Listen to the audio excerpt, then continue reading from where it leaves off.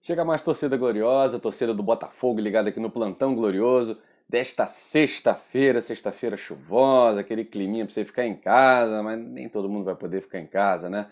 Enfim, Rio de Janeiro tá esquisito faz tempo, é porque não tem jogo do Botafogo.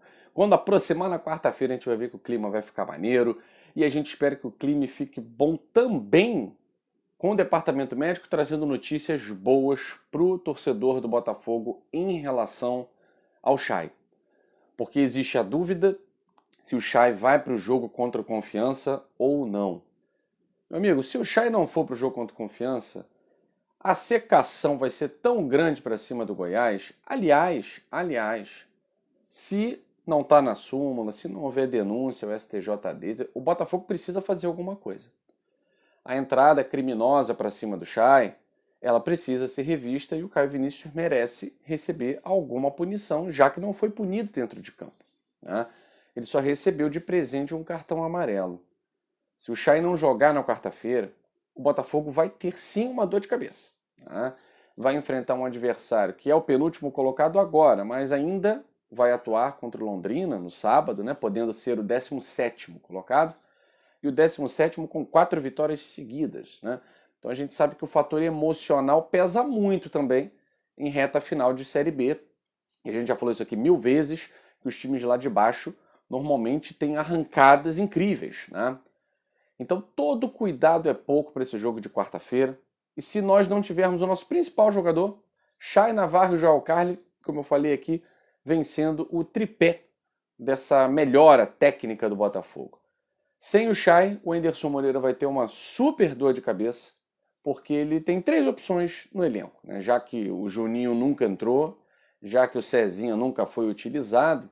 Então, dentre os jogadores que eu sei que com quem o Anderson Moreira conta, são eles o Luiz Henrique, que entra todo jogo, o Pedro Castro, que já jogou ali mais à frente da área e não foi bem, e o Marco Antônio, que para mim, se o Chay não joga, o Marco Antônio tem que jogar, tem que ser o favorito da posição, né? Ele já atuou nessa posição por inúmeras vezes, né? No Bahia, no próprio Botafogo. Então, assim, é claro que o Chay tá fora, Guilherme. Você já tá fazendo aí contas? Não, não. O exame vai detectar, né, o tamanho dessa lesão torcional, desse trauma torcional no tornozelo, para saber se o jogador vai ter condições de fazer um tratamento conservador para evoluir, para continuar treinando com o grupo no jogo de quarta-feira, né? Se a lesão for detectada e o Chay não puder atuar na quarta-feira, aí com muita sorte a gente vai ter que preparar esse grande jogador para o jogo contra o Vasco no próximo domingo, né?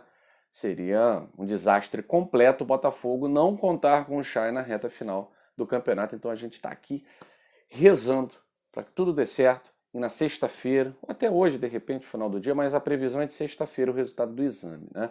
Que ele revele uma lesão muito leve e que o Chay consiga atuar na quarta-feira contra o Confiança, mesmo que seja por um tempo, ali jogar uns 60 minutos, que seja. A gente torce para o Botafogo jogar muito na quarta-feira para resolver a parada, como tem feito dentro de casa. No primeiro tempo, Botafogo, nos jogos dentro do Newton Santos, Sampaio Correia, contra o Brusque, contra o CRB, o Botafogo já tem deixado encaminhada a sua vitória já no primeiro tempo, né? Tem saído sempre com vitórias parciais. A gente espera que isso continue acontecendo contra o Confiança. Enfim, Luiz Henrique, se o Chay não puder jogar, para mim tem que ser carta fora do baralho. O jogador entra, tudo bem, é pouco tempo, mas ele não tem a capacidade técnica para assumir, no caso ali, a camisa 14, né, a camisa 10, enfim, como vocês queiram, para ser o homem, para ser o cérebro do Botafogo. O Marco Antônio, ele também não pode ser considerado o cérebro do Botafogo, mas o Marco Antônio já joga junto com o Navarro, com o Varley, com o Pedro Castro, com o Oyama, com quem quiser atuar ali, ou quem for atuar, já há mais tempo que o Luiz Henrique. Então o Marco Antônio já tem um entrosamento natural. Tudo bem que jogando em uma das pontas, mas o Marco Antônio se desloca pelo meio, o Marco Antônio pisa na área.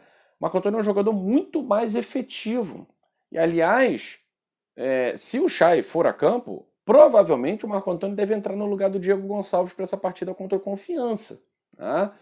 Agora, vamos supor que o Henderson queira ser mais conservador. Se ele for mais conservador, ele entra com um meio Barreto, Luiz Oyama e Pedro Castro, e aí joga Marco Antônio, Varley e Navarro mais à frente. Acho o meio-campo mais conservador, né? O Botafogo provavelmente vai criar menos jogadas, porque o Pedro Castro não é um camisa 10, ele não é um articulador. Pedro Castro melhorou muito nos últimos jogos, atuando na sua posição de segundo volante. Tá? Então, assim, todas essas conjecturas, essas hipóteses, dependem do exame de sexta-feira. E a gente está torcendo muito para que o Chay se recupere o mais rápido possível e jogue contra o Confiança, jogue contra o Vasco e todos os outros jogos, ajudando o Botafogo a conseguir a pontuação necessária para o seu acesso. Tá certo, galera? Bom, vamos fazer uma análise da rodada. A rodada ontem teve 2 jogos importantíssimos, né? Teve 3 jogos, não é isso?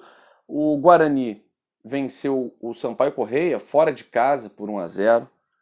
O Brasil de Pelotas ganhou do Náutico 3-2.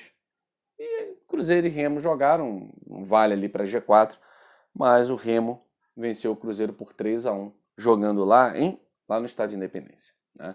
Bom, em termos de G4, a gente vê o Guarani.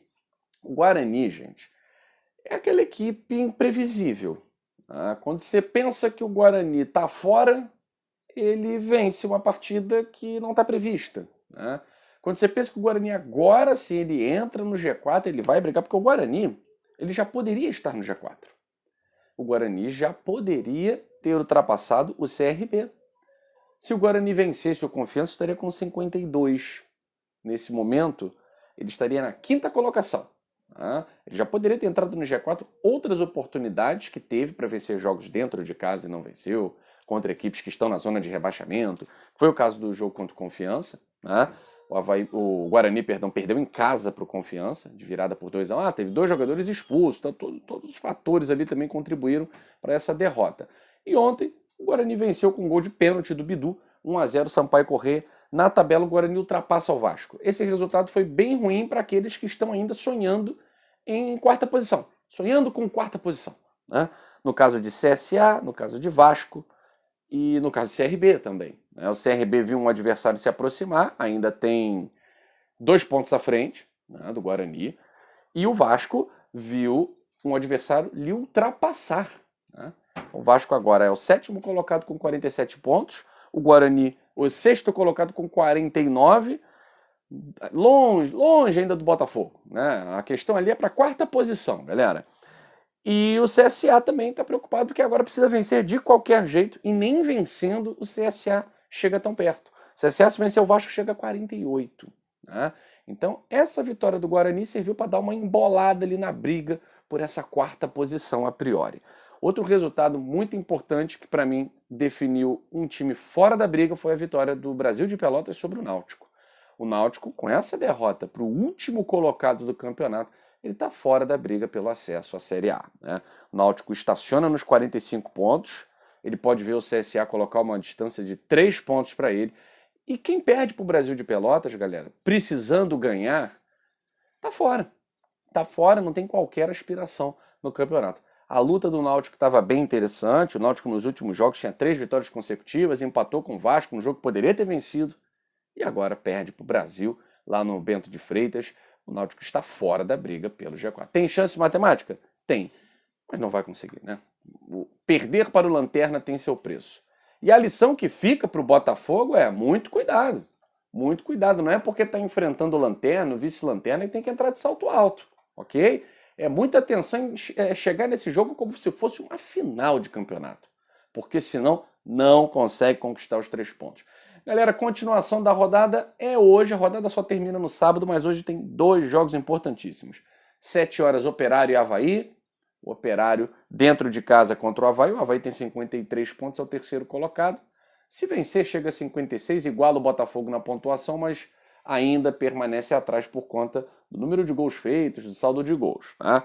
E Vasco e CSA, talvez a partida mais interessante dessa sexta-feira, logo após, 9 horas. Vasco agora pressionado, precisa vencer para continuar sonhando com o G4. E o CSA, se não vencer, é mais uma equipe que está fora da briga E aí a briga vai se resumir aos times do G4 e CRB, Guarani e Vasco. Teremos 8 equipes brigando, perdão. Meu Deus do céu, a matemática tá complicada aqui. Produção, pelo amor de Deus, bota uma tabelinha aqui. Teremos 7 equipes, meus amigos. Eu falei 7, o Marco botou 8 aqui na placa. 7 equipes brigando por 4 vagas para a Série A. Tá certo, gente? Desculpe a matemática, desculpe o erro de produção aqui. Tá tudo resolvido. Me sigam lá no Twitter, Gui Cardoso84, Michael Martins com 2S com 2T's. Gostou do vídeo? Deixa um like, indica aí pra galera, inscreva-se no canal Gigante Glorioso, porque aqui é Botafogo com uma análise precisa da Série B. Valeu, galera!